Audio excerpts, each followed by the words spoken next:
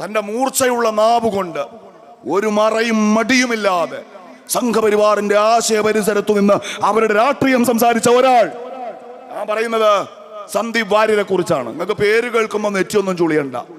ഇന്നലെ അയാൾ കോൺഗ്രസിൽ ചേർന്നു, ഇന്ന് അയാൾ പാണക്കാട്ട് വന്നു. ഇപ്പൊ പറയുന്നത് അയാൾ കാളിയനാണ്. കാളിയൻ എന്ന് വെച്ചാൽ ഹിന്ദു പുരാണത്തിൽ ഒരു വിഷസർപ്പാണ്. യമുനയിലെ വിഷസർപ്പമായിരുന്നു എന്നാണ്. ഈ വിഷസർപ്പത്തെ പേടിച്ച് കുട്ടികൾ യമുനയിലേക്ക് പോവാതായി. അതാണ് കഥ. ആ വിഷസർപ്പമാണ് ആര്? സന്ദീപ് വാര്യർ എന്നാണ്. ഒരാഴ്ച മുമ്പ് നിങ്ങൾ കേട്ടോ, Sandeep Warrier crystal clear comrade ആവും. ആരാ പറഞ്ഞത്?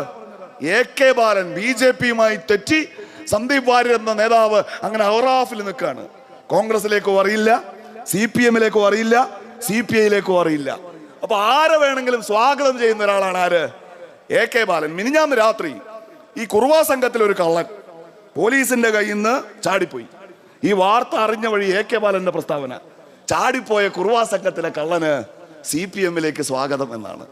കഴിഞ്ഞ ആഴ്ച വേറൊരു ഗോസിപ്പ് വന്നു. എന്താണ്? ഈ ഐശ്വര്യ റായിയും അമിതാഭ് ബച്ചന്റെ മകൻ അഭിഷേക് ബച്ചനും തമ്മിൽ ചെറിയ ലോഹ്യക്കുറവാണ്. അവർ വഴക്കാവും, ചിലപ്പോൾ പിരിയും. അറിഞ്ഞു കേട്ടില്ല. സഖാവ് അപ്പം തന്നെ പാലക്കാട് ജില്ലാ കമ്മിറ്റി ഓഫീസിലെത്തി വാർത്താ സമ്മേളനം പറഞ്ഞിട്ട്, അഥവാ അഭിഷേക് ബച്ചനുമായി തെറ്റുന്നുവെങ്കിൽ ഐശ്വര്യ റായിക്ക് CPMലേക്ക് സ്വാഗതം എന്നാണ്. ഈ വിദ്വാൻ ഇവർക്കൊരാഴ്ച മുൻപ് വരെ കേരളത്തിന്റെ പൊതുസമൂഹത്തിന് മുൻപിൽ സന്ദീപ് വാര്യർ എന്ന BJP നേതാവ് അയാളുടെ നിലപാട് തുറന്നു പറയുന്നത് വരെ അയാൾ ക്രിസ്റ്റൽ ക്ലിയർ ആയിരുന്നു. ഇന്നലെ അയാൾ പറഞ്ഞു, ക്ലിയറായി പറഞ്ഞു, വ്യക്തമായി പറഞ്ഞു. എന്താ പറഞ്ഞത്? ഞാൻ കോൺഗ്രസിന്റെ കൂടെയായിരിക്കും. കേരളത്തിലെ ചാനലുകൾ അവർ ചോദ്യങ്ങൾ ചോദിക്കാൻ വേണ്ടിയുള്ളവരാണോ? അവർ ചോദിച്ചു സന്ദീപ് വാര്യരോട്, നിങ്ങൾ BJPയുടെ നാവായിരുന്നു, BJPയുടെ മുഖമായിരുന്നു. കേരളത്തിലെ ചാനൽ മുറികളിൽ വന്ന് സംഘപരിവാർ രാഷ്ട്രീയത്തിന് വേണ്ടി നിങ്ങൾ പറഞ്ഞ കാര്യങ്ങൾ ഞങ്ങൾ മറന്നിട്ടില്ല, നിങ്ങളത് മാറ്റി പറയാണോ? അയാൾ കൊടുത്ത മറുപടിയിൽ ഞാൻ പ്രിയപ്പെട്ട മുസ്ലിം ലീഗിന്റെ പ്രവർത്തകരോട് പറയുന്നു, അയാളുടെ നിലപാടുണ്ട്.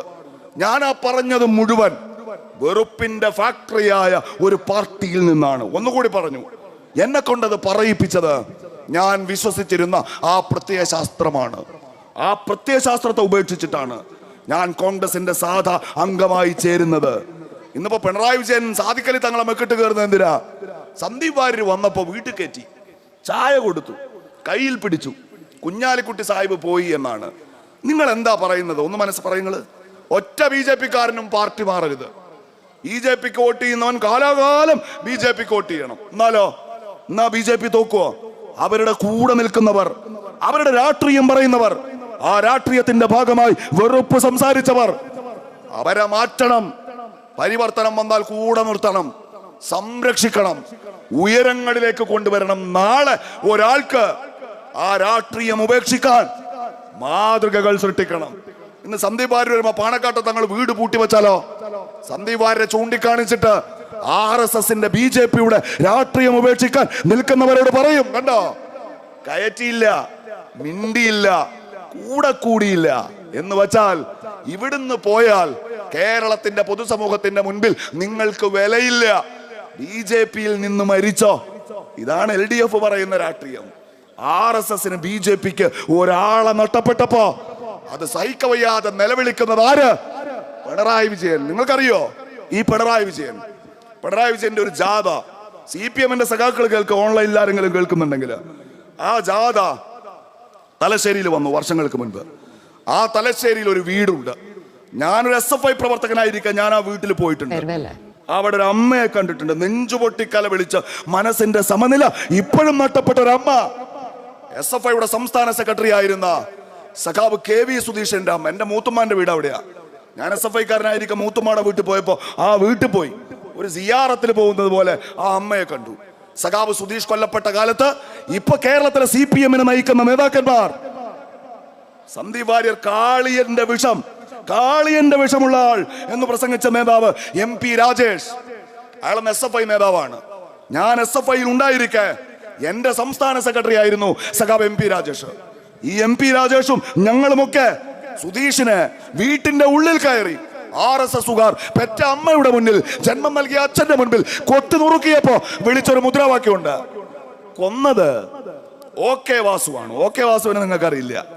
നിങ്ങളുടെ തൊട്ടടുത്ത് പാനൂർക്കാരനാണ്, BJPയുടെ നേതാവായിരുന്നു. കേരളത്തിൽ കണ്ണൂരിൽ BJP നടത്തുന്ന സായുധാക്രമങ്ങളുടെ പിന്നിലെ തലച്ചോറായിരുന്നു OK വാസു. ഞങ്ങൾ മുദ്രാവാക്യം വിളിച്ചു, സുധീഷിനെ കൊല്ലിച്ചത് OK വാസുവാണ്. പിന്നെ ഞാൻ SFI വിട്ടു. അള്ളാന്റെ അപാരമായ അനുഗ്രഹത്താൽ ലീഗിന് വന്നു. വർഷങ്ങൾക്ക് ശേഷം ഞാൻ ഈ OK വാസുവിന്റെ പേര് പിന്നെയും കേൾക്കുകയാണ്. അന്നത്തെ OK വാസു സുധീഷിനെ കൊല്ലാൻ അമ്മയുടെ മുന്നിലിട്ട്, അച്ഛന്റെ മുന്നിലിട്ട് ആ പാവപ്പെട്ട വിദ്യാർത്ഥിയെ കൊത്തിനുറുക്കാൻ RSSകാരന്റെ കയ്യിൽ ആയുധം കൊടുത്ത് പറഞ്ഞയച്ച OK വാസു തലശ്ശേരിയിൽ പിണറായി വിജയന്റെ ജാഥയുടെ സ്റ്റേജിലേക്ക് കയറി വരികയാണ്. കയറി വരുമ്പോഴോ ഒരു ചെങ്കൊടി ഉയർത്തിയിട്ട് പിണറായി അത് വാസുവിന്റെ കയ്യിലേക്ക് വെച്ചു കൊടുക്കുകയാണ്. ഏത് കൈകൾ?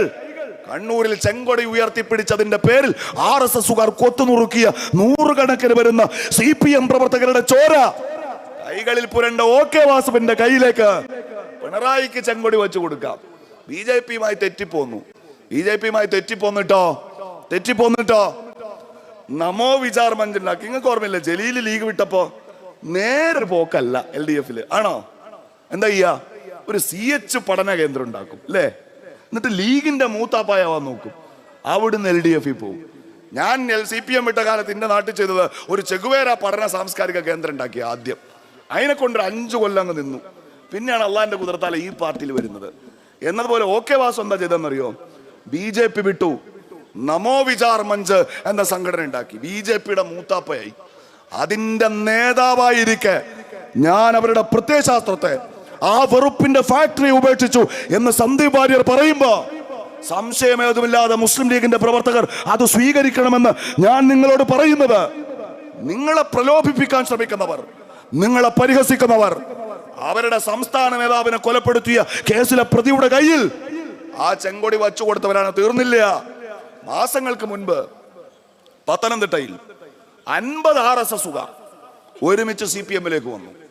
അവിടുത്തെ ജില്ലാ സെക്രട്ടറി KP ഉദയഫാൻ പോയി അവർക്ക് മെമ്പർഷിപ്പും കൊടുത്തു. ആ സമ്മേളനത്തിൽ അവരുടെ കയ്യിലേക്ക് കൊടിയെടുത്തു കൊടുത്തത് കേരളത്തിന്റെ ആരോഗ്യമന്ത്രി വീണ വിജയൻ. അതിലൊരാൾ ശരൺ ചന്ദ്രൻ എന്നാണ് പേര്. എന്ന് വെച്ചാൽ RSSൽ നിന്ന് CPMൽ വന്ന അയാൾ ഇവിടെ വന്നു. വരുന്നതിന് മുൻപേ കാപ്പ കേസിലെ പ്രതിയാണ്. കാപ്പ കേസിലെ പ്രതി എന്ന് വെച്ചാൽ അതിൽ നിന്ന് തടിയെടുക്കാതെ താമസിക്കുന്ന നാട്ടിൽ പോവാൻ പറ്റില്ല. അത്ര വലിയ ക്രിമിനൽ. ആ ക്രിമിനലിനെ ഇവര് CPIയിൽ കൊണ്ടുവന്നപ്പോഴോ അവിടുത്തെ DYFIയുടെ മേഖലാ പ്രസിഡന്റാക്കി. 3-ാമത്തെ ആഴ്ച. സന്ദീപ് വാര്യർക്ക് ഇതുവരെ കോൺഗ്രസ് ഒരു പദവിയും കൊടുത്തിട്ടില്ല, ഒരു ചുമതലയും കൊടുത്തിട്ടില്ല. കാപ്പ കേസിലെ പ്രതിയായ RSSകാരന് വന്നതിന്റെ 3-ാം പക്കം DYFIയുടെ നേതാവിന്റെ പദവി. അത് കിട്ടിയതിന്റെ സന്തോഷത്തില് ബാറിൽ പോയിട്ട് കൂടുകയാണ്. ആര്? ഈ വന്ന RSSും DYFIയിൽ നിന്ന RSSും എല്ലാം കൂടി. ഈ ശരൺ ചന്ദ്രൻ നിന്ന RSSുമായിട്ട് തെറ്റി. ഒരു ബിയറിന്റെ കുപ്പി എടുത്ത് തല്ലി പൊട്ടിച്ച് DYFIക്കാരന്റെ പള്ളക്ക് കുത്തി. വന്നവൻ ഇവിടെ ഉള്ള കുട്ടികളുടെ പള്ളക്ക് കുത്തി. ഇനി കഴിഞ്ഞ ആഴ്ച അവന്റെ ബർത്ത്ഡേ ആയിരുന്നു. ആരുടെ? ഈ RSSകാരനായ മാനസാന്തരം വന്നു എന്ന് പറഞ്ഞ് ചെങ്കൊടി കയ്യിൽ കൊടുത്ത് കേരളത്തിന്റെ ആരോഗ്യമന്ത്രി CPMലേക്ക് കൂട്ടിയ ശരത്ചന്ദ്രന്റെ ബർത്ത്ഡേ കേക്കിൽ എഴുതി വെച്ചത് കാപ്പ. ബർത്ത്ഡേ ആഘോഷിച്ചത് പത്തനംതിട്ട ടൗണിന്റെ ഒത്ത നടുക്കം. നിങ്ങൾ ഈ ഓഫീസ് പറഞ്ഞിട്ട് ഞാൻ പറഞ്ഞില്ലേ ആദ്യം, എന്റെ ഉമ്മമാരൊക്കെ വൈകിട്ടാവുമ്പോ കുട്ടികളെ ഈ ഓഫീസിലേക്ക് പറഞ്ഞയക്കണം. ഉപ്പമാര് ഇതുപോലുള്ള ചെറിയ മക്കള് ആ ഓഫീസിൽ വന്ന്